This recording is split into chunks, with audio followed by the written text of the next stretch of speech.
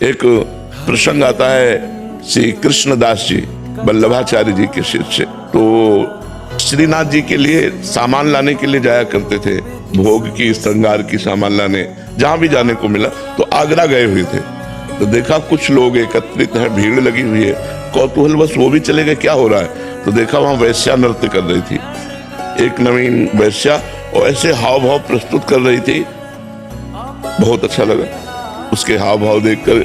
अब अपनी अपनी सोच होती है ना, अब वो अपनी सोच में डूब गए। ये सांसारिक व्यक्तियों को रिझा रही है, अगर ये भगवान को रिझाती तो इसका जन्म सार्थक हो जाता। उस समय उन्होंने 10 रुपया से, तो वो वैश्या नजदीक आई, वैश्या को देखा, वैश्या ने समझा कि हम पर लुभायमान हो रहे हैं, 10 रुपया दिया।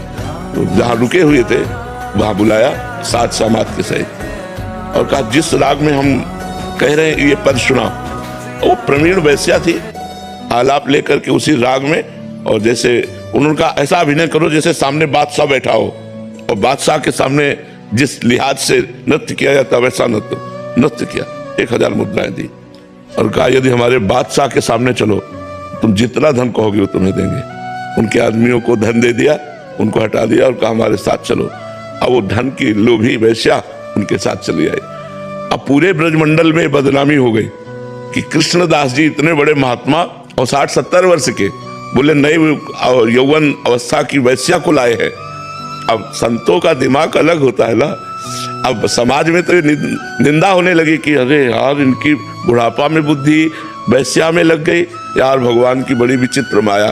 अपनी कुटिया के बगल में कुटिया बनवाई रहने के पास, और समस्त ब्रजमंडल के जो गिरिराज जी के जैसे मानसी गंगा, राधा कुंड, श्याम कुंड, ललिता कुंड, अप्सरा कुंड, सब में स्नान करवाया उसको, और पद ठाकुर जी श्रीनाथ जी का पद याद करवाया उसको, और कहा आज मैं अपने बादशाह के सामने ले चल रहा हूं, अगर तू परफेक्ट निकल गई तेरा बेड़ा पार हो जाएगा, जीवन भर के लिए मैं जितनी संपत्ति कहेगी दे देंगे, क्योंकि जानते थे कि बचेगी ही नहीं। सामने ले गए और कहा नृत्य शुरू कर, और साजबाज अपने समाजियों का, और जे भी नृत्य करके ऐसे किया और ऐसे दृष्टि गई, देखा कोटि कोटि काम को मूर्छित करने वाले ललित त्रिभंगी। श्रीनाथ जी से कहा कृष्णदास जी ने कि हर बार सामान लाता हूं आपके लिए, इस बार एक नई सामान लाया हूं, इसे आप स्वीकार करें, नई सेवा सौंध है।